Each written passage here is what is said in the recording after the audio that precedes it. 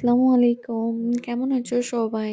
তো তোমরা তো দেখতে পেলে এতক্ষণ যে কত জোরে জোরে পটাক্কা ফুটছিল। আসলে এটা দিওয়ালির দিনে।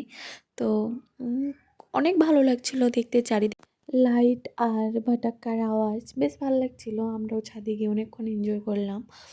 আমি কিছুটা ক্লিপ নিয়েছি যেটা তোমাদের সাথে শেয়ার করলাম।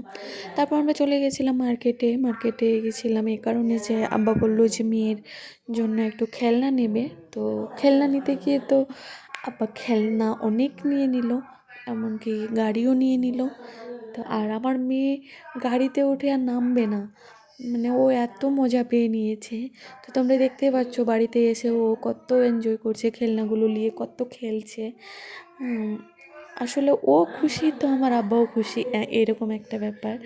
তো আর আমার মেয়ে খুব খুশি